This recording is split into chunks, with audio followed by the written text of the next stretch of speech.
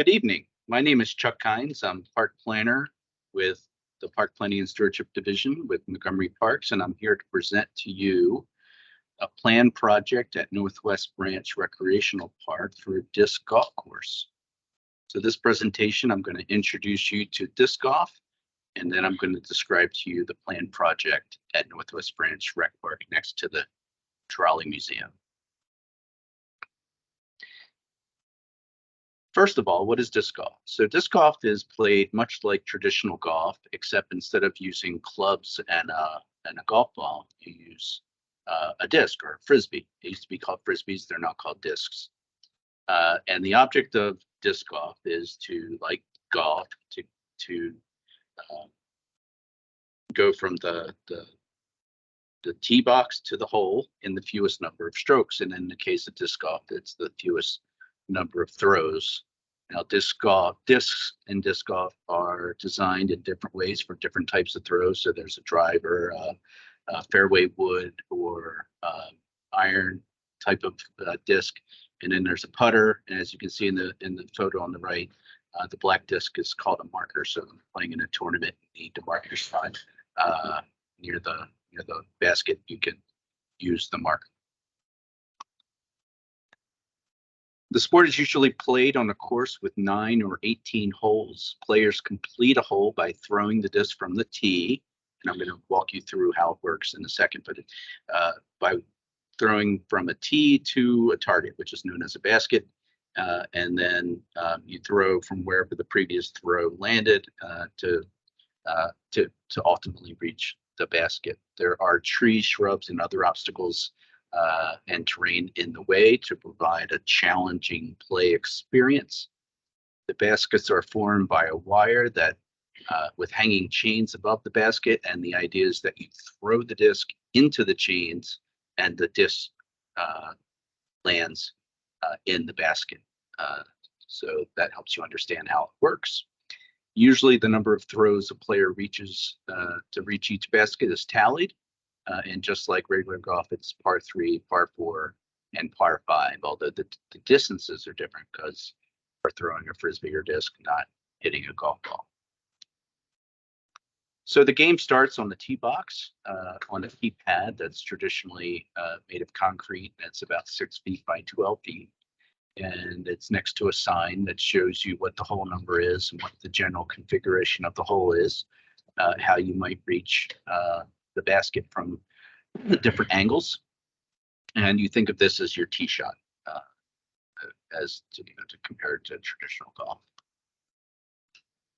Wherever your first throw lands, the tee shot lands, you throw again until you reach the basket, and think of this as sort of your fairway wood or iron shot.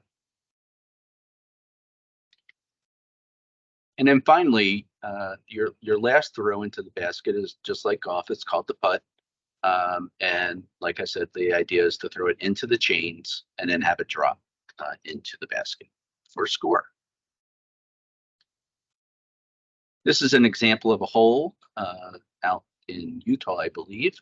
And what this is showing is one tee box with 2 different baskets, the white basket and the blue basket. And traditionally, holes are designed so that there's a more beginner level basket, and then there's an expert basket. So what this hole is showing is the white basket is for beginners or novices in the game, and then the blue basket is intended for more experienced players and might even be used in tournaments.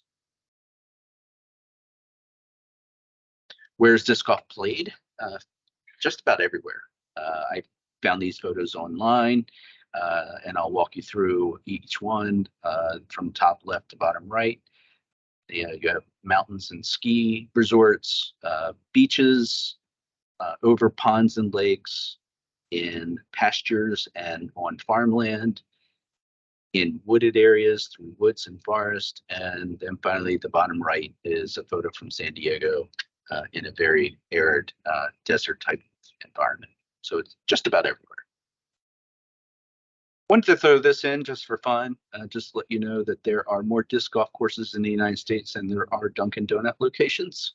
There are now close to 10,000 disc golf courses in in the United States, both 9-hole and 18, which is more than the number of Dunkin' Donut locations. And it's not quite reaching the level of overall golf courses in the country, which is 16,000, but it's getting there.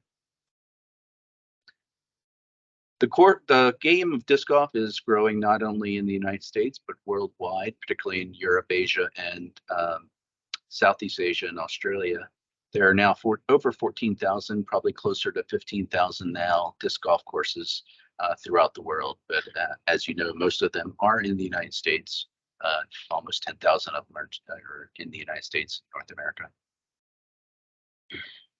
What this chart is showing is the growth in disc golf over the last 10 years, 11 years. This is through the 2021 calendar year. And this is showing the growth in not only the number of disc golf players, but also the number of courses and events. And as you can see, since the pandemic, the number of tournaments, courses, and people playing the game has dramatically increased. What this chart is showing is the demographics for disc golf by age. The large majority of disc golfers are between the ages of 20 and 50, as you can see in the colors green, dark blue, and light blue. But the game is played by children as young as 5 and as old as you're physically able into your 80s, just like regular golf. Really depends on your level of fitness, but there are players into their 80s who play competitively. What this chart is what these two tables are showing is on the left where Maryland ranks in terms of disc golf players and courses in the United States. And while we do have a fair number of professional disc golf players, a little over 1,000, there are only 56 courses in Maryland. So we have a little bit of ways to go in terms of the number of courses, and Montgomery County wants to play its part. The chart on the right shows the breakdown by gender, traditional gender. And what this is saying is, that disc golf is primarily a male sport right now, but it is rapidly growing among women and girls. Drilling down to Montgomery County, so there are 3 existing disc golf courses in Montgomery County. Seneca Creek State Park has 27 holes, 3 9-hole courses, and you can play 18 holes in different configurations. Nearby to Seneca Creek is both Darnestown Swim and Racket Club, which has 9 holes, and Westlake Swim and Racket Club, which has 9 holes. There's also a 18-hole disc golf course in Prince George's County at the Calvert Road Park, and that's popular. Seneca Creek, I would say, is popular at a regional level, and so is the one in College Park. I think the Westlake and Darnestown courses are probably more locally focused. And then in red is where we're proposing the Northwest Branch Recreational Park disc golf course next to the Trolley Museum. That will be an 18-hole course. And then the Blue Star is a practice course that's under construction right now at Avenel Local Park. It's 9 holes, and it's designed for beginners and teaching the game. It's a practice facility. It should open later this summer. So now we're going to talk about the project at Northwest Branch. This is an aerial taken during the winter time, probably in March sometime. And what I want to point out here is that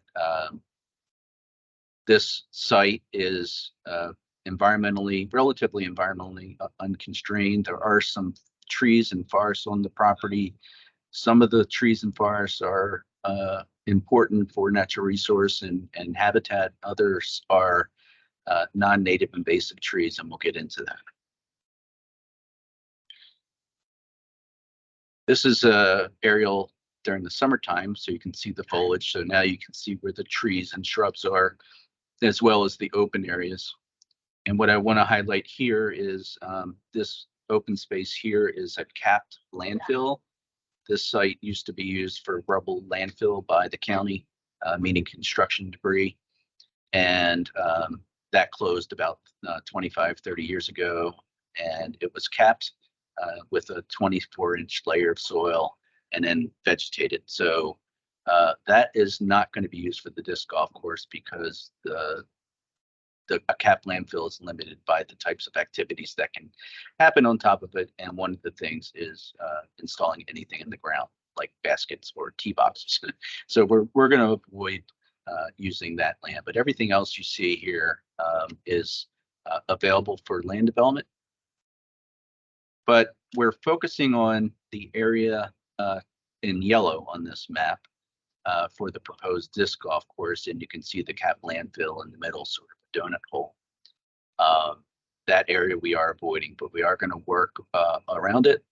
The suitable land for development in Northwest Branch Rec Park is the land in yellow, but also the area between the trolley tracks, which you can see here in pink. That is a future phase of park development, undetermined yet what that use would be, but the area in yellow is where we're proposing the disc golf course.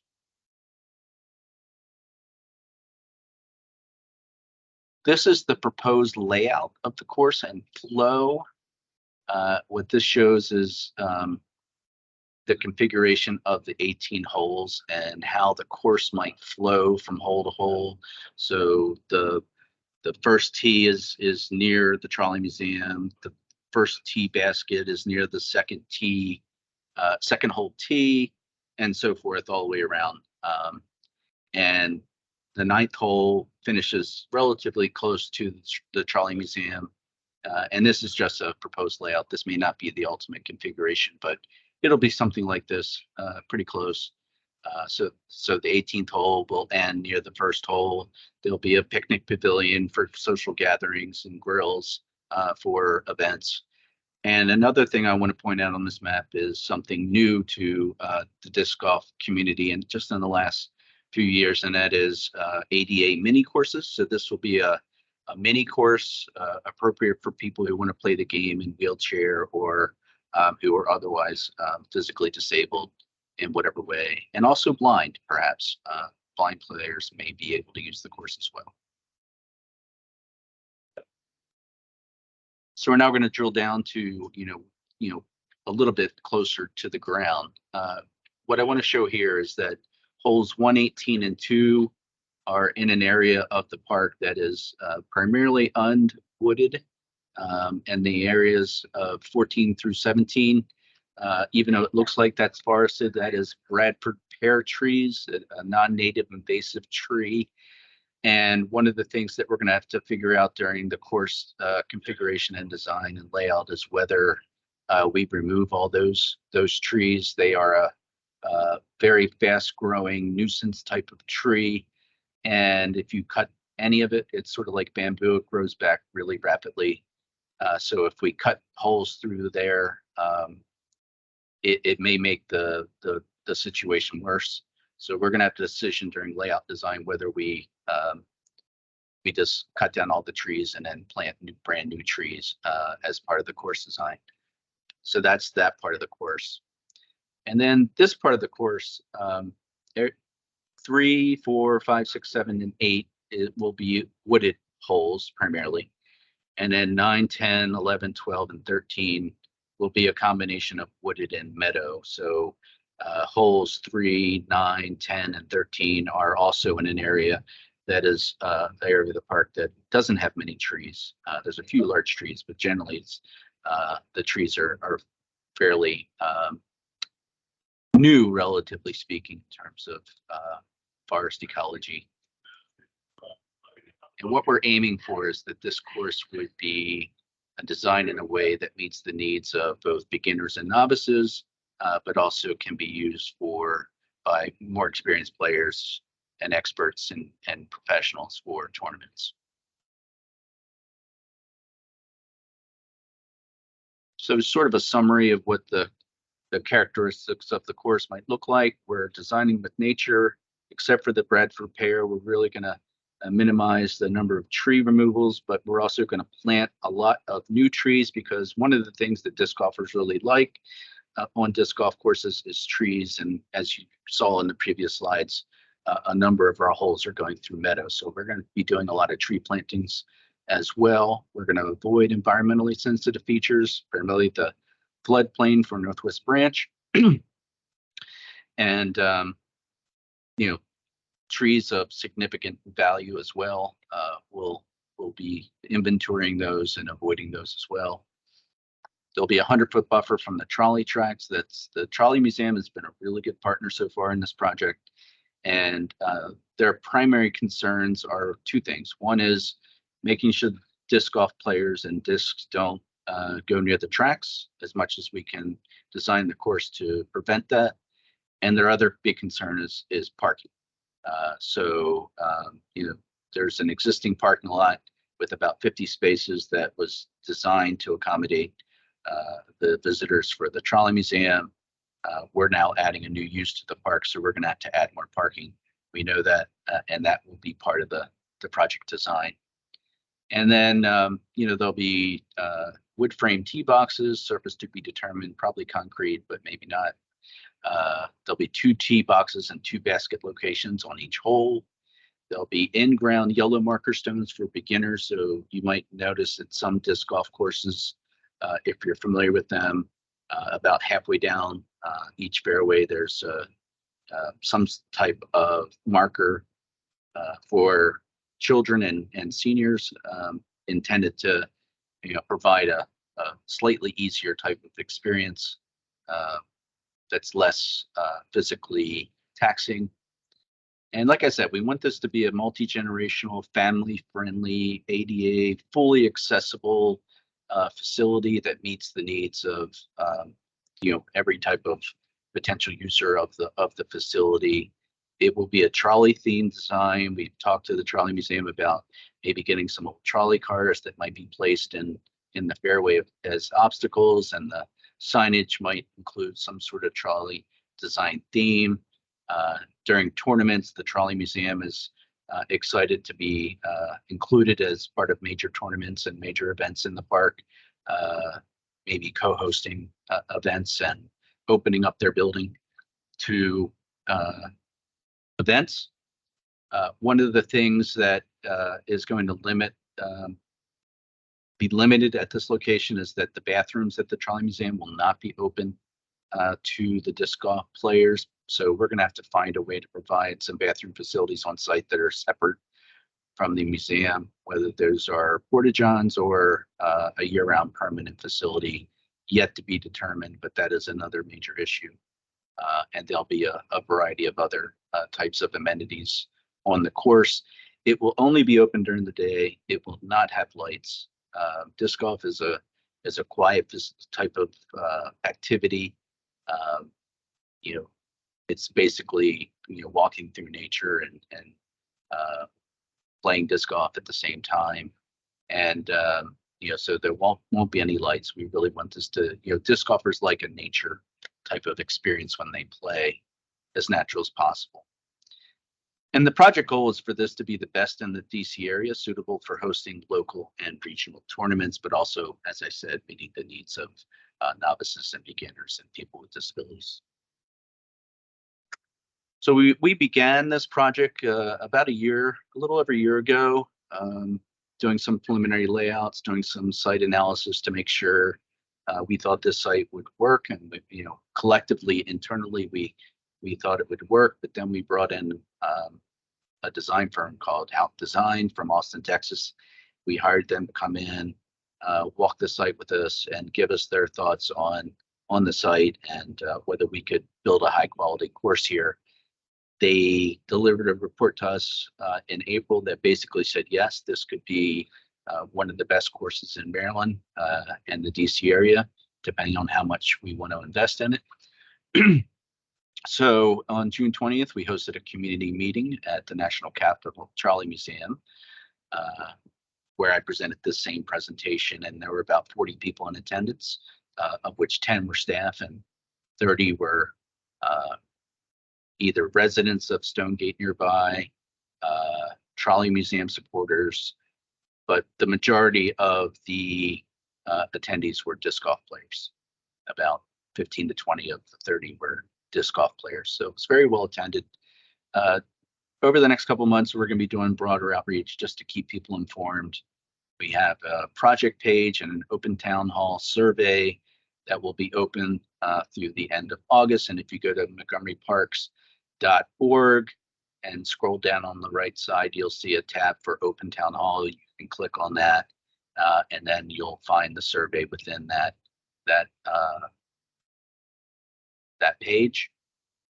And then generally, what we're expecting the schedule to be is that July of this year through June of next year, we'll hire a design build firm and design the course and engineer it and lay it out and figure out where everything goes, course layout and flow, design elements, tree removals, limited tree plantings, many more trees will be planted. We have to figure out what we're going to do with the Bradford Pear Grove, the associated amenities, benches and bathrooms, as I mentioned, will be the big one, and the other big one will be parking. And then in fall of 2024 through the spring of 2025, we anticipate that will be the period of construction of the course. When there's no vegetation on the trees, that's really the better time to lay out and construct the course. And then in spring of 2025 will be the grand opening of the park. We're currently budgeting about $500,000 for the project, but it may increase. It's not going to go any lower than that, most likely, but it may increase depending on the complexity of design and the types of elements that we include in the layout and design. So that's the end of the presentation. Here's my contact information. You can reach me by email or by phone. And again, if you want to find the project page, you can go to Open Town Hall, click on the survey, and within that survey, you can find a link to the project page. I apologize, it's not here on this slide, but you can find it on our webpage. And if you can't get to the Open Town Hall for whatever reason, you can just type in disc golf in the search engine, and it should pop up as one of the results. And that concludes my presentation. Thank you very much.